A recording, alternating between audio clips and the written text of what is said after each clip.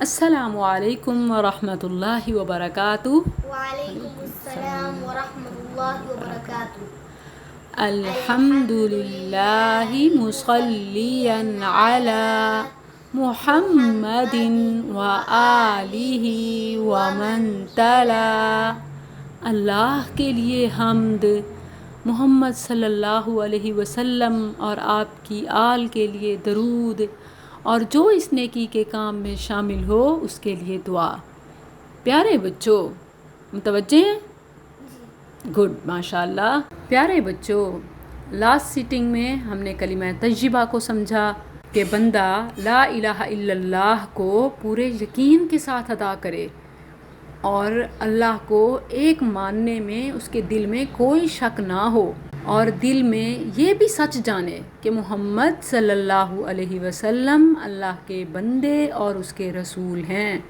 اللہ نے نبی صلی اللہ علیہ وسلم کو انسانیت کی رہنمائی کے لیے بھیجا اور آپ ہی پر رسالت کے سلسلے کو ختم کیا، یعنی آپ آخری رسول ہیں، آپ کے بعد کوئی رسول آنے والا نہیں ہے۔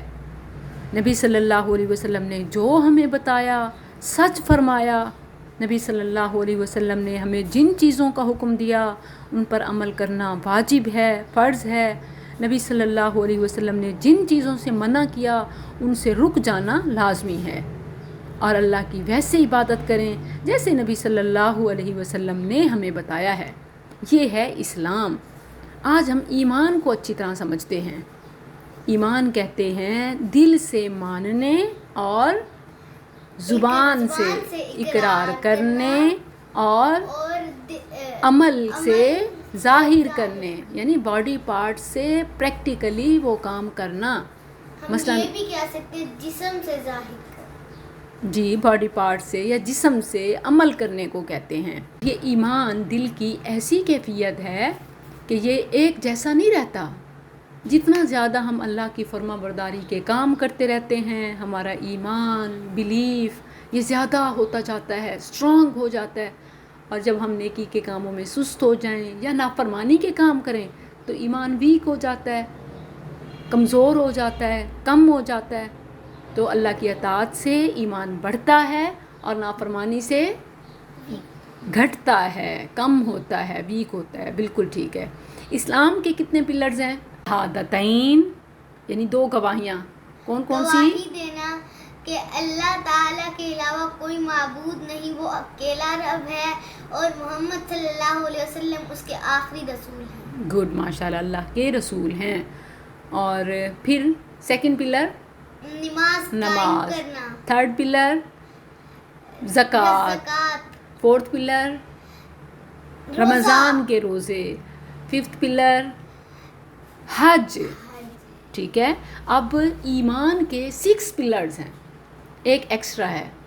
پہلا پلر ہے ایمان کا اللہ پر ایمان، اللہ کو دیکھا نہیں ہے لیکن مانتے ہیں۔ ٹھیک ہے، یہ ہے اللہ پر ایمان۔ اللہ کے فرشتوں پر ایمان، فرشتے نظر نہیں آتے لیکن مانتے ہیں، فرشتوں پر بھی ایمان لانا۔ اللہ کی کتابوں پر ایمان لانا، قرآن سے پہلے جو آسمانی کتابیں تھیں، کچھ نام آتے ہیں؟ تورات، زبور، انجیل، جی، اور قرآن پاک، یہ ساری آسمانی کتابوں کی تصدیق کرنے والا ہے اور مکمل کرنے والا ہے، مصدقاً و مہیمناً۔ اچھا، بہرحال تو اللہ پر ایمان، فرشتوں پر ایمان، کتابوں پر ایمان، اور اللہ کے رسولوں پر ایمان لانا، آخرت پر ایمان لانا، اور اچھی بری تقدیر پر ایمان لانا۔ تقدیر کیا ہے؟ اللہ کا آئندہ چیزوں کے بارے میں علم، جو اللہ تعالیٰ نے ایک کتاب ہے، تقدیر کی کتاب، اس کا نام ہے لوح محفوظ۔ جتنی بھی اللہ کی کریشنز ہیں، اللہ کی جتنی کریشنز ہیں، مخلوقات ہیں، انسان بھی، جس نے جو کرنا ہے، اچھا برا، اللہ کو سب ایڈوانس میں معلوم ہے، اور اللہ نے وہ لکھ رکھا ہے۔ انسان کا اس پر ایمان ہونا چاہیے۔ جب انسان کا تقدیر پر ایمان ہوتا ہے تو کبھی وہ پریشان نہیں ہوتا، اگر اس سے کچھ غلط ہوتا ہے تو وہ توبہ کر لیتا ہے، معافی مانگ لیتا ہے اور آئندہ کے لیے اچھا بننے کی کوشش کرتا ہے. تو یہ ہے تقدیر، اس پر بھی ایمان ہونا چاہیے. اور اسی طرح اگر کچھ اچھا ہوتا ہے تو انسان اپنے آپ کو کریڈٹ دینے کے بجائے اللہ سے جوڑتا ہے کہ میرے رب نے میرے ساتھ بہت ہی اچھا کیا. تو اچھی اور بری تقدیر پر ایمان لانا یہ ایمان کا 6 پلر ہے، رائٹ، 6واں رکن ہے. ایک بہت ہی پیاری حدیث ہے، اس کا نام ہے حدیث جبریل. یہ صحیحین میں ہے. آپ کو پتہ ہے صحیحین کسے کہتے ہیں؟ میں نے فرسٹ ڈے آپ کو بتایا تھا. صحیح ہے اسے کہتے ہیں جو بالکل صحیح ہوں. وہ 2 کتابیں جو قرآن کے بعد سب سے زیادہ صحیح ہیں، ان میں رسول اللہ صلی اللہ علیہ وسلم کی احادیث ہیں اور وہ بالکل صحیح ہیں، اسی لیے ان کو صحیحین یعنی 2 صحیح ترین کتابیں کہا جاتا ہے. اس میں یہ حدیث ہے، اس کو کہتے ہیں حدیث جبریل. حدیث جبریل کیوں؟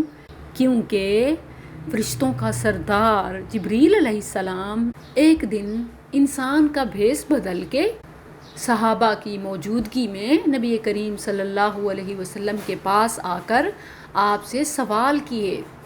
ان کا مقصد یہ تھا کہ جب میں پوچھوں گا نبی کریم صلی اللہ علیہ وسلم جواب دیں گے تو صحابہ کو معلوم ہو جائے گا، پتہ چل جائے گا کہ ایمان کی ڈیفینیشن کیا ہے، ایمان کہتے کسے ہیں، ایمان کیسا ہونا چاہیے. انہوں نے آ کے پوچھا کہ مجھے بتائیں ایمان کیا ہے، ایمان کسے کہتے ہیں؟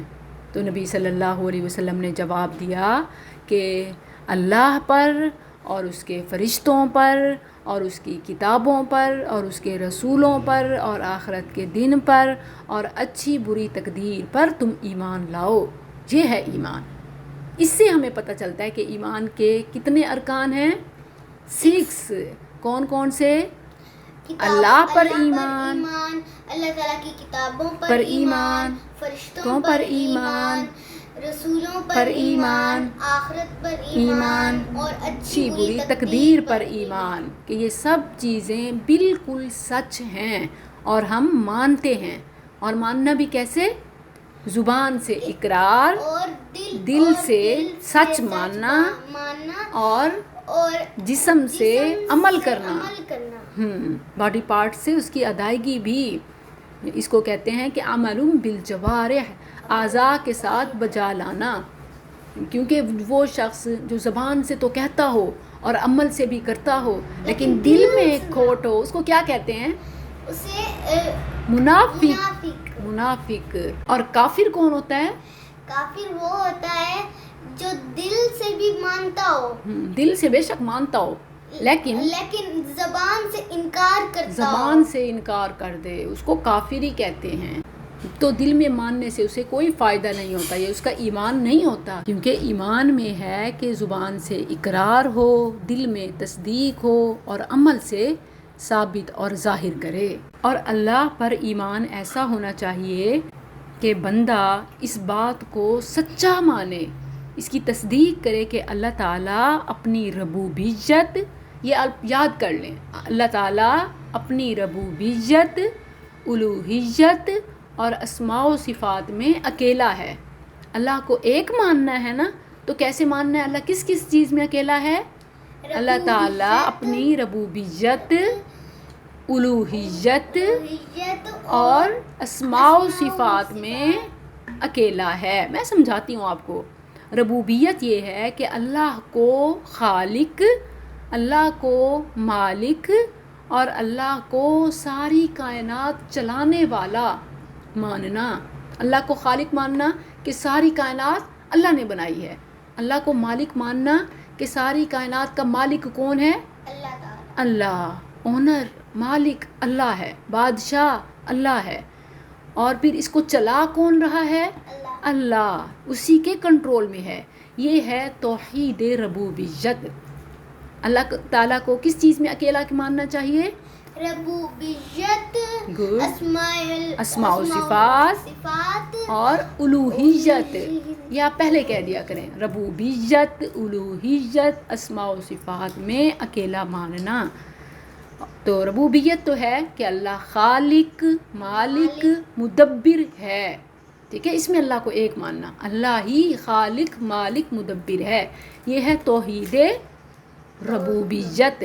اور توحید الوہیت پتہ ہے کسے کہتے ہیں؟ اللہ کو ظاہری باطنی عبادتوں میں اکیلا ماننا۔ جیسے آپ نے لا الہ الا اللہ میں پڑھا تھا کہ اللہ کی عبادت کرنا، توحید الوہیت، الوہیت الہ ماننے کو یعنی اللہ کی عبادت کرنے کو کہتے ہیں۔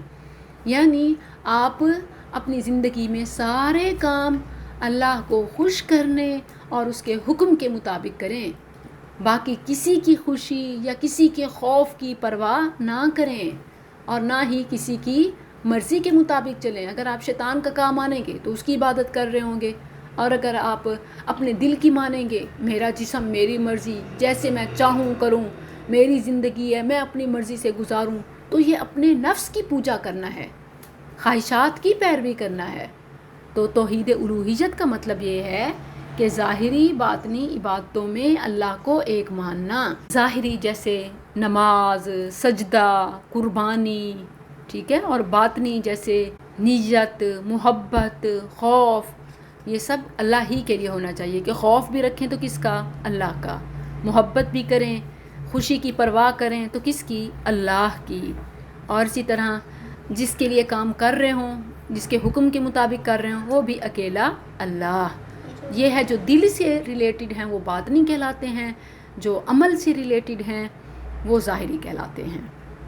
اور توحید اسماء و صفات یہ بھی بہت اہم ہے۔ اللہ تعالیٰ کے وہ پیارے پیارے نام اور بلند صفات جو قرآن میں ہیں، حدیث میں ہیں، وہ صرف اکیلے اللہ کے لیے ثابت کرنا، یعنی ایسے نہیں کہ اللہ بھی مشکل کشا ہے اور کوئی اور بھی، اللہ بھی ہماری مدد کر سکتا ہے اور کوئی مخلوق یعنی نبی، ولی، علی، جو لوگ کہتے ہیں، کوئی کہتا ہے مجھے فلاں مزار والے نے دیا، کوئی کہتا ہے مجھے فلاں نے ٹھیک کیا، کوئی کہتا ہے فلاں یہ کر سکتا ہے، کوئی کہتا ہے فلاں یہ، اللہ کی مخلوقات میں سے کسی مخلوق کو وہ اس قابل سمجھ لیتے ہیں، یا وہ اللہ کی کوئی مثال دیتے ہیں کہ اللہ جیسا فلاں بھی ہے، یا وہ اللہ کی کوئی کیفیت بیان کر دیتے ہیں، مثلاً کہ اللہ اس طرح ہے، کسی کو اللہ کی طرح یا اللہ کو کسی کی طرح بیان کرنا یہ غلط ہے۔ اور توحید اسماء و صفات یہ ہے کہ اللہ کو اس کی اسماء و صفات میں اکیلا ماننا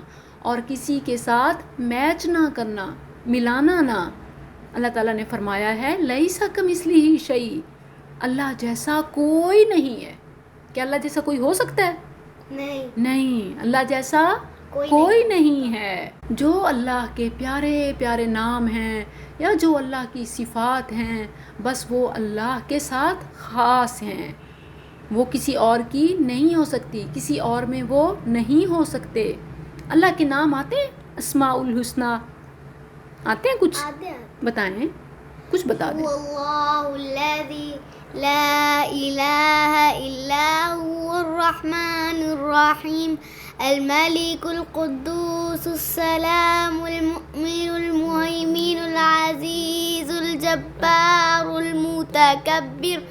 متكبر الخالق البارئ المصور الغفار القهار الوهاب الرزاق الفتاح العليم القابض الباسط الرافع المعز المذل۔ ماشاء اللہ، سب اس نے وربلی بتائے، زبانی یاد ہے۔ دس از ویری گڈ۔ پتہ ہے اس کا بہت زیادہ ثواب ہے۔ نبی صلی اللہ علیہ وسلم نے فرمایا کہ اللہ کے 99 نام جو یاد کر لے وہ جنت میں جائے گا۔ آپ خواہش رکھتی ہیں جنت جائیں؟ دل کرتا ہے جنت جانے کا؟ دل کیوں کرتا ہے؟ کیا اچھا لگتا ہے جنت کا؟ جنت میں جو کہیں گے وہ ملے گا۔ تو آپ کیا مانگیں گے؟ سے بچیں گے۔ ماشاء اللہ، بالکل ایسے۔ سب سے پہلے جنت میں جو جائیں گے نا، وہ اس بات پر شکر کر رہے ہوں گے کہ ہم عذاب سے بچ گئے، جہنم سے بچ گئے۔ نبی کریم صلی اللہ علیہ وسلم کا چہرہ بھی دیکھیں گے، اللہ تعالیٰ کا چہرہ بھی دیکھیں گے۔ سبحان اللہ، واٹ اے بیوٹیفل۔ پیارے نبی صلی اللہ علیہ وسلم کے ساتھ رہ سکتے ہیں، اللہ ہمیں ان کے ساتھ رکھے۔ آپ کے ساتھ اٹھنا بیٹھنا، آپ کو دیکھنا، آپ سے بات کرنا، کتنا دل کرتا ہے نا۔ اور اللہ کو دیکھنا، اللہ کا چہرہ دیکھنا، جو دنیا میں ہم بغیر دیکھے سب کچھ اللہ کے لیے کر رہے ہیں. سوچیں جب ہم اللہ کو دیکھیں گے تو کتنا مزہ آئے گا. چھوٹی والی جنت میں تو بس تھوڑا سا آئے گا، لیکن جب اوپر والی جنت میں جائیں گے اس کا نام پتہ ہے کیا ہے؟ سب سے اوپر والی جنت کا نام فردوس، جنت الفردوس. نبی صلی اللہ علیہ وسلم نے فرمایا کہ جب بھی اللہ سے جنت کا سوال کرو تو کیا مانگو؟ جنت الفردوس. اے اللہ ہم تجھ سے جنت الفردوس کا سوال کرتے ہیں. اور اس کے اوپر پتہ ہے چھت کیا ہوگی؟ اللہ کا عرش. اوپر اللہ کا عرش، نیچے جنت. اللہ اوپر سے چھت کھولے گا اور جنتیوں کو اپنا دیدار کروائے گا. اللہم اجعلنا منہم. دیدار کیا ہوتا ہے؟ اپنا چہرہ مبارک دکھانا، اس کو دیدار کہتے ہیں. اللہم اجعلنا منہم، اللہم اجعلنا منہم. اور یہ ہے اللہ کے اسماء. اور اسی طرح صفات میں بھی اللہ کو اکیلا ماننا. اللہ کی صفات جیسے اللہ کلام کرتا ہے، اللہ بولتا ہے، اللہ کا ہاتھ مبارک ہے، اسی طرح اللہ کے پاؤں مبارک ہیں، اور بہت ساری اللہ کی صفات ہیں. اللہ تعالیٰ کی مٹھی میں سب کچھ ہے. بالکل. اور کیسے ہیں یہ ہم نہیں جانتے. ویسے ہو سکتا ہے جیسے اللہ کی شان ہے، جتنا اونچا بڑا اللہ ہے ویسے ہی اس کی صفات ہیں. ہمارا اس پر ایمان ہے. یہ ہے توحید اسماء و صفات. ٹھیک ہے، آج آپ نے توحید کی 3 اقسام پڑھی ہیں. کون کون سی؟ ریوائز. توحید ربوبیت یعنی اللہ کو اکیلا رب ماننا. توحید الوہیت یعنی اللہ کی عبادت کرنا. اور تھرڈ توحید اسماء و صفات یعنی اللہ کو اس کی اسماء و صفات میں اکیلا ماننا. بارک اللہ. ملتے ہیں انشاءاللہ نیکسٹ سیشن میں. السلام علیکم ورحمۃ اللہ وبرکاتہ.